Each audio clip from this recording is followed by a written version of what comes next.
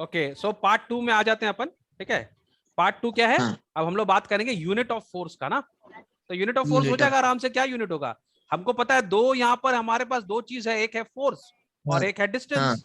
तो फोर्स का डिस्टेंस ऐसा and unit of force is Newton, और न्यूटन। डिस्टेंस ऑफ क्या नाम है, डिस्टेंस का तो अपन को पता ही है, मीटर है, बचपन से पढ़ रहे हैं अपन। ठीक है, तो हाँ, दोनों को मल्टीप्लाई कर देंगे तो न्यूटन इंटू मीटर क्या हो जाएगा, न्यूटन मीटर, है ना, न्यूटन न्यूटन मीटर। मीटर। तो हम लोग को टॉर्क का यूनिट क्या आ जाएगा, यूनिट न्यूटन मीटर आ जाएगा। कोई टेंशन है क्या इसमें?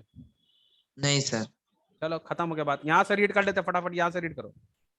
हाँ, the CGS unit of the moment of force is dyne centimeter, हाँ, but तो if इसको थोड़ा सा force, याद रखना, ये ऑब्वियसली डिस्टेंस तो सेंटीमीटर में आ जाएगा। ठीक है, और ये हो जाएगा हाँ डाइन, इसको लर्न करना, ये थोड़ा सा इंपॉर्टेंट है, एग्जाम में आता है। और एक और इसका हाँ आता है 1 newton metre equal to 10⁵ dyne. ठीक है, हाँ, इनटू क्या नाम है, 10 स्क्वायर सेंटीमीटर, है ना, because 100 centimetre equal to 1 metre, है ना। तो 1 जब मीटर मीटर। को हाँ सेंटीमीटर में लाएंगे तो 10⁻² हो जाएगा, है कि नहीं। हाँ तो यहाँ पर देखो, हाँ अगर हम लोग एक्सपोनेंट यूज करेंगे तो 10 का बेस है, तो ऊपर हाँ, एक्सपोनेंट में दोनों ऐड हो जाएगा, 5+2, तो ये 5+2। 10⁻7 हो गया ना, इजी है ना। तो टेन टू द पावर हाँ सर, सेवन डाइन सेंटीमीटर। ठीक है, एक और यहाँ पर हाँ बहुत इंपॉर्टेंट है, अगर हम लोग उसको ग्रेविटेशनल यूनिट में करेंगे तो it is equal to 9.8 newton metre. ये हम लोग को आगे सम्स में काम आएगा। ठीक है, तो हम लोग इसको याद करके रखेंगे। ठीक है, एक और इसका वेरिएबल सेंटीमीटर में अगर आएगा तो 980 डाइन सेंटीमीटर। तो ये सब हम लोग को 9। काम आएगा थोड़ा, जब हम लोग सम्स करेंगे तो। ठीक है, we will come back to this, we will come back to this, no problem. हाँ, हाँ सर, चलो, अब हम लोग को देखो ये कुछ एग्जांपल्स दिए टर्निंग इफेक्ट ऑफ फोर्स का, वो आपको समझ में आएगा कि ऐसा एग्जांपल क्यों हाँ होता है। हम लोग ने ये सब अपनी लाइफ में देखा हुआ है, वी सी इट हाँ एवरी डे, है ना। चलो रीड करो जरा। हाँ, the turning of a body by a force can be understood by the following example. To open or shut a door, we apply a force normal to the door at its handle P, which is at larger distance from the hinge. We push the door at P to close it while we pull the door at P to open it. This is shown in figure 1.13. It is it is our common experience that if we apply the force at point Q, much greater force is required to open the door, and if we apply the force at the hinge R, we will not be able to open the door. हाँ, तो यहाँ क्या बोल रहा है, अगर ये gate है, सपोज कर लो ये आपका डोर है, ठीक है, तो ये आपका हिंज है। अगर आपका कारपेंटर ने यहाँ पर लगा दिया हैंडल तो क्या होगा, बहुत मुश्किल होगा गेट को खोलने में ना, अगर यहाँ हाँ लगा दिया तो। अगर आपके हाँ कारपेंटर ने हैंडल यहीं लगा दिया हिंज के बगल में, तो ये गेट कभी हाँ खुलेगा ही नहीं। तो हाँ, आप हमेशा देखिएगा हम लोग का जो हैंडल होगा वो एकदम एज पर होगा, गेट के एज पर होगा। ठीक है, तो यहाँ पर फोर्स सबसे कम लगेगा। अंडरस्टूड? मैंने अभी तुमको हाँ मैथमेटिकली प्रूव किया था कैसे क्यों कम लगेगा, है ना। हाँ यस सर, यस। चलो आगे 10। हाँ, कहाँ पर है? 10 smaller force at a large, हाँ, यहाँ से 10 thus a smaller force at a large perpendicular distance produce same turning effect as a larger force at a smaller distance. This अब तो is यही why वाला बात हो गया ना, 20 वाला बात हो गया ना, हाँ कि अगर 20 हाँ है मेरा आंसर, ठीक है, तो वही वाला बात हो जाएगा, सारे वेरिएबल क्या होगा, 2 10 5 4, है ना। 5 हाँ तो अगर आपको फोर्स कम लगाना है तो डिस्टेंस बढ़ाना होगा, अगर आप डिस्टेंस हाँ, कम करेंगे तो फोर्स बढ़ जाएगा, तो ऑब्वियसली बढ़ क्योंकि जाएगा। आंसर तो 20 आना है ना, इजंट इट। चलो आगे। Yes sir. उसके बाद बोला था upper circular stone of a hand floor grinder is provided with a handle near its rim so that it's it can be rotated easily. तुम्हारा माइक बंद हो गया शायद। माइक बंद हो गया। हाँ हाँ सर आया। हाँ, it's centered by a small force applied at the handle.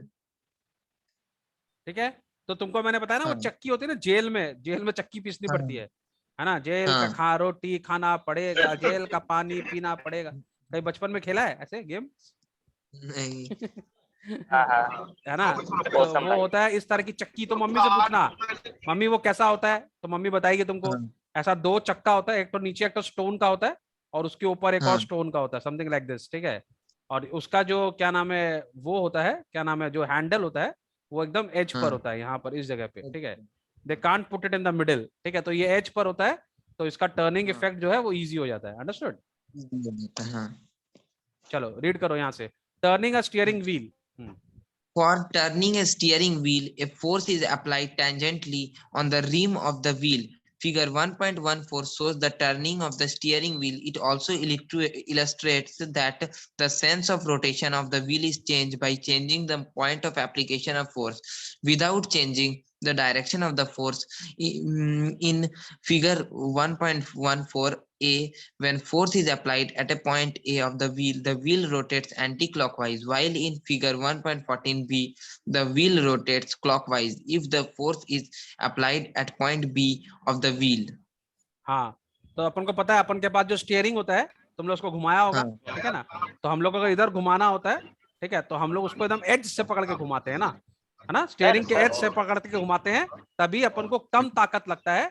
और वो तुम देखिएगा जनरली जो ट्रक्स होते हैं ना, ट्रक होते हैं और जो बस होती है, उसका व्हील बड़ा होता है ना. हाँ, व्हील बड़ा होता है, है ना. उसका जो स्टीयरिंग व्हील होता है वो काफी बड़ा होता है. लेकिन तुम अगर देखिएगा मारुति 800 देखिएगा तो छोटा होता है. छोटा होता है. हाँ. क्या रीजन क्या है सर? क्योंकि उसका बहुत बड़ा भी और वेट भी ज्यादा है ना उसका. करेक्ट. इसी के लिए हम लोग उसको बड़ा व्हील से, तो हम लोग को इजी होता है उसको मैन्यूवर करने के लिए. अंडरस्टूड. हाँ. आपने साइकिल में भी देखा होगा, है ना. साइकिल में ये देखो, यहाँ पर हम लोग, ये बड़ा व्हील है, तो हम इसके साइकिल में एकदम, तुम देखोगे ऊपर फुट पे अगर फोर्स लगाते हैं तो ये ज्यादा घूमता है यहाँ पर, ठीक है. और फिर ये छोटा यहाँ पर, ये इसको छोटा वाला को घुमाता है और हम लोग का साइकिल ज्यादा डिस्टेंस पे जाता है, ठीक है. अनदर एग्जाम्पल आप ये देखो कि ये एक आदमी है और ये एक बच्चा है, ठीक है. तो जनरली तो एक आदमी और एक बच्चा कभी आपस में बैलेंस नहीं कर पाएगा, ठीक है. लेकिन अगर ये आदमी थोड़ा पास आ जाए और बच्चा थोड़ा दूर चला जाएगा तो ये इक्विलिब्रियम में आ जाएगा. इक्विलिब्रियम में क्यों आ जाएगा? अगर 20 वाला एग्जांपल ले ले, ठीक है, तो this girl is sitting somewhere where she is sitting. Suppose कर लो ये 10x2 पे बैठी हुई है, ठीक है, ठीक है. और ये जो आदमी है ये क्या कर रहा है, इसका वेट ज्यादा है, ठीक है, तो ये डिस्टेंस कम कर ले रहा है ना. इसका वेट ज्यादा है, फोर्स ज्यादा है, तो इसको डिस्टेंस कम करना पड़ेगा. और इसका वेट कम है तो इसको डिस्टेंस ज्यादा करना पड़ेगा. जैसे कि इसका वेट कितना होगा? सपोज कर लो इसका वेट अपन मान लेते हैं 2 kg, ठीक है, माने 2 न्यूटन इसका फोर्स है, ठीक है. तो इसको कहाँ जाके बैठना पड़ेगा? इसको इंटू 10 मीटर दूर पे बैठना पड़ेगा ना, ठीक है. और अगर इसका जो वेट है वो 10 न्यूटन है, ठीक है, तो इसको 2 मीटर पे आके बैठना पड़ेगा यहाँ से. अंडरस्टूड. तो ये दोनों 20-20 पर हो जाएंगे और इक्विलिब्रियम हो जाएगा. अंडरस्टूड. Yes sir. चलो एक और एग्जांपल ले ले. स्पैनर. हाँ. तुमने देखा है कभी स्क्रू ड्राइवर होता है ना, स्क्रू ड्राइवर? हाँ सर. तो तुम देखिएगा गेट का जो स्क्रूज होता है ना वो बड़ा वाला स्क्रू ड्राइवर से खुलता है ना. हाँ हाँ. और जो हम लोग का कंप्यूटर्स के अंदर जो छोटा छोटा होता है उसको हम छोटे स्क्रू ड्राइवर से खोलते हैं ना. तो कैलकुलेटर के अंदर जो स्क्रू होता है वो छोटा सा स्क्रू ड्राइवर से खुल जाता है. नहीं, लेकिन जो अपना जो हिंज में जो स्क्रू होता है वो छोटा स्क्रू ड्राइवर से नहीं खुलता ना. उसके लिए बड़ा स्क्रू ड्राइवर चाहिए. वाई? क्योंकि जितना लंबा डिस्टेंस होगा फोर्स हमारा उतना मैग्नीफाइड हो जाएगा, उतना कम फोर्स लगेगा हमको, है कि नहीं. हमको वो स्क्रू को खोलना आसान होगा, ठीक है. तो अगर हमको जब गेट का हम स्क्रू खोलते हैं तो हम लंबा वाला स्क्रू ड्राइवर लेते हैं, और जब छोटा काम करते हैं तो छोटा वाला स्क्रू ड्राइवर लेते हैं. अंडरस्टूड. सिमिलरली एक स्पैनर है, तुमने देखा होगा प्लम्बर लोग यूज करते हैं, पाइप मिस्त्री, है ना. तो उनका जो ये जो हैंडल होता है, देखिएगा स्पैनर का हैंडल बहुत बड़ा होता है ना. ये हैंडल बड़ा होने से उनको फोर्स कम लगेगा, है कि नहीं. चलो जरा कंक्लूजन पढ़ लेंगे. Yes sir. Read Sion.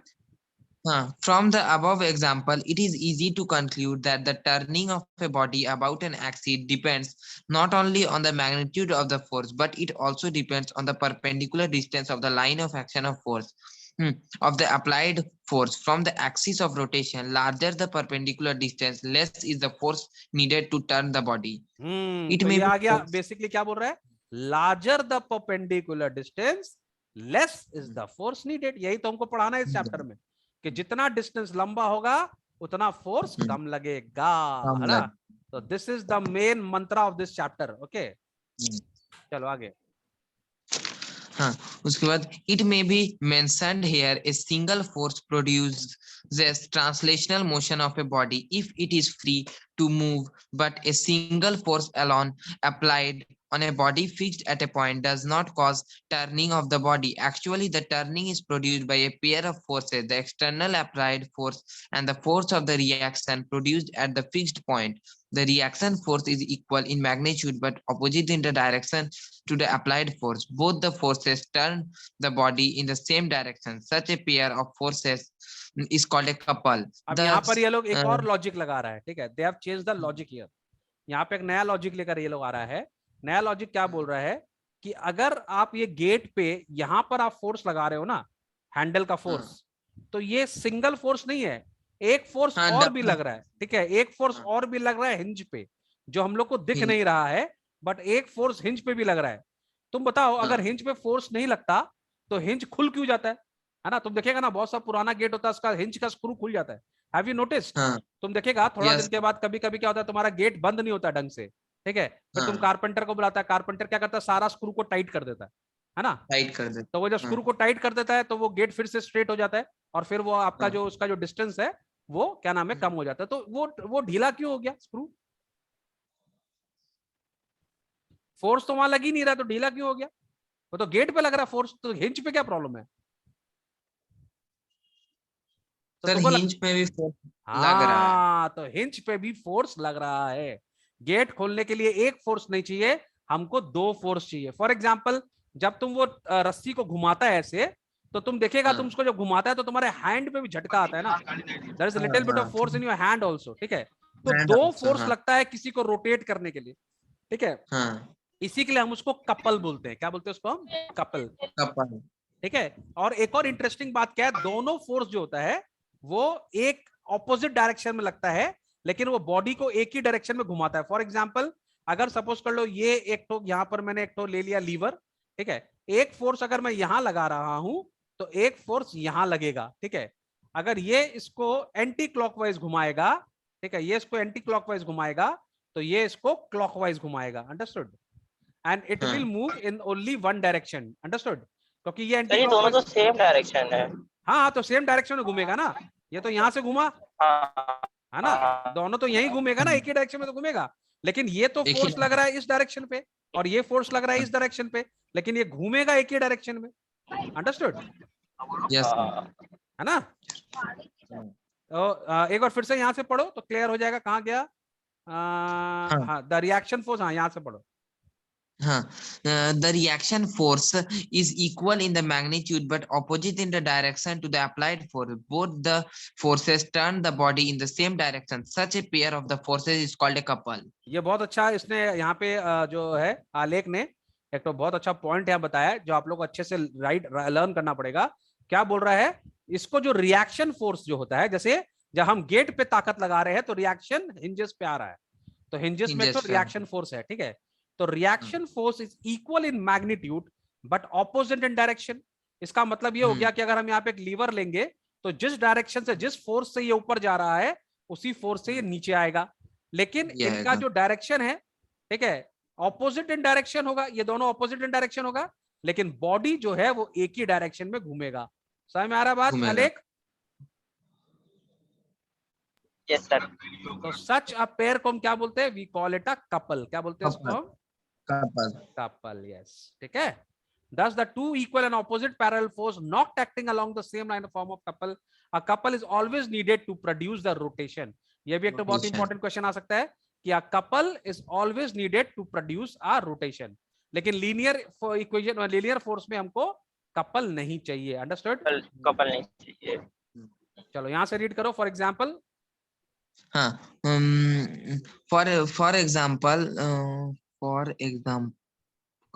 for example, when we open a door, the rotation of the door is produced by a couple consisting of two forces. One the force which we exert at the handle of the door, and the other an equal and opposite forces of the reaction at the hinge. Understood? Clear हो गया सबको ये? हाँ, yes sir, yes sir. Champion हो गया तुम लोग इस चैप्टर में अभी तक? हाँ सर। टीचर कोई भी क्वेश्चन पूछेगा आंसर दे देगा? हाँ सर, दे देंगे। है ना? बोला टीचर बोला आओ आप आ जाओ बैक बेंचर्स एकेडमी में ना, from back to the top. चलो, हम लोग खाली नाम का ही बैक बेंचर्स है सब फ्रंट बेंचर ही यहाँ पर। है ना? क्योंकि हम लोग को डॉक्टर साहब ने बोला था ना, एपीजे अब्दुल कलाम ने कि the best brain in the country sits on the last bench. हमको उनका बात बहुत अच्छा लग गया। हम बोला सारा बैक बेंचर लोग को टॉपर बनाना है मयंक सर को। चलो, दैट डजंट मीन कि you people are back benchers, but you people are studying in our academy. ठीक है, चलो ये वाला पैराग्राफ पढ़ो, read. On the other hand, when we require a larger turning of a body, the two forces equal in magnitude and opposite in direction are applied on the body explicitly. For example, to open the nut of a car wheel, the wrench which we use has two arms. We apply equal forces at the end of its arm in opposite direction. तो कभी कभी क्या होता है, हमने नट को बीच में फंसाया और यहां से ताकत लगाई, ऐसे करके पकड़ा और उसको ऐसे घुमा दिया ना, कभी कभी है ना, हम लोग उसको बीच में करके, तो दोनों तरफ से हम फोर्स लगा रहे हैं, दोनों फोर्स ऑपोजिट में लग रहा है, एक ऊपर लग रहा है, एक नीचे लग रहा है, बट उसका जो इफेक्ट हो रहा है वो एक ही हो रहा है। The body is moving in one direction only. ठीक है, यही काम हम यही काम करते हैं जब नल खोलते है ना, यही काम करते हैं जब कैप खोलते हैं। तुम देखो फिंगर क्या करता है, थम इधर घुमा रहा है और फिंगर आगे की तरफ घुमा रहा है ना। जब हम बॉल को स्पिन करते हैं, जब हम बॉल को स्पिन करते हैं तब भी यही होता है ना। थम जो होता है वो बॉल को अंदर की तरफ घुमाता है और जो बाहर की जो फिंगर से बॉल को बाहर की तरफ घुमाता है, इसी के लिए हमारी बॉल टर्न होती है और स्पिन करती है। अंडरस्टूड? चलो read. Similarities, turning a water tap, tightening the cap of an ink pot, turning the key in the roll of a lock, winding a clock or a watch with the key, turning the steering of a motor car, driving the pedal of a bicycle, etc. are the other examples where a pair of forces couple is applied for rotation. समझ में आ गया बात को? देखो steering में भी वही हो रहा है, लॉक में भी वही हो रहा है। ठीक है, दोनों तरफ से। अब देखो यहाँ पर अपन को एक चीज मालूम पड़ गया कि अगर सपोज कर लो हम लोग इस चीज को हाफ में डिवाइड कर दें, ठीक है, let us divide this thing into half. ठीक है, तो इसका मतलब होता है ये साइड का जितना टॉर्क होगा और ये साइड का जितना टॉर्क होगा वो सेम होना चाहिए, है कि नहीं? तो इसका मतलब हम बोल सकते हैं कि अगर सपोज कर लो ये फोर्स है इनटू ये वाला, सपोज कर लो दिस फोर्स इनटू ये distance is equal to this force into ये distance. Can we say that? Because ये दोनों बराबर होना चाहिए ना, because they are equal and opposite, है ना? तो अगर ये F into OA है, माने F माने force, OA माने distance, so this will be equal to this force into this distance, है ना? Yes sir. अब ये क्योंकि एंटी क्लॉकवाइज घुमा रहा है ना, इसी के लिए इसको इन्होंने क्या बोला यहाँ पे, F into OB। ठीक है, ये एंटी क्लॉकवाइज है और F into OA क्लॉकवाइज है। ठीक है, तो इसमें दोनों F को हमने कॉमन ले लिया है ना, वी कैन मल्टीप्लाई, हम यहाँ पे कर रहे हैं F into A plus F into OB, तो हमने दोनों F को कॉमन ले लिया, तो this becomes OA plus OB, तो this equal to F into AB, यानी कि F into D, D माने टोटल डिस्टेंस है ना, ये टोटल डिस्टेंस यही हो गया, AOB is the total distance. ठीक है, तो एंटी क्लॉकवाइज, तो either force into perpendicular between the two force. ठीक है, तो हम इससे इसको हम लोग इस दोनों, ये दोनों इक्वल होता है तो इसके ऊपर ये लोग सम दे देता है ना, कि अगर ये दिया है डिस्टेंस, ये फोर्स दिया हुआ है, ये फोर्स दिया हुआ, तो ये डिस्टेंस निकालिए तो निकल जाएगा, है ना, because this into this is equal to this into this, तो कोई भी हमको मिसिंग फिगर देगा हम निकाल लेंगे फटाक से, इजंट इट डिफिकल्ट? ना, समझ में आ गया सबके? सर हाँ सर बोल रहे कि AB जो है वो आर्म ऑफ द कपल है ना? कौन सा सर? मतलब ये AO is the arm, OB is the arm, है ना, AO and OB is the arm ना, टोटल तो ये एक ही डिस्टेंस हो गया ना, पूरा हो गया टोटल डिस्टेंस, दिस इज, इसको हाफ कर देंगे ना, तो दिस बिकम्स द आर्म, तो load into load arm is equal to effort into effort arm. Sayan, what are you doing? क्या sir? What are you doing right now? What way are you doing right now? Sir पानी पी रहे। पानी पी रहे, तो हमसे परमिशन लिया? नहीं सर। तो फिर you are in a classroom ना? हाँ सर। तुमको क्या लग रहा है तुम यहाँ पे ऑनलाइन का क्या, हम लोग वीडियो गेम खेल रहे हैं? Whatever you do, you have to take permission from me. Class is going on. Take the class seriously. Understood? हाँ सर।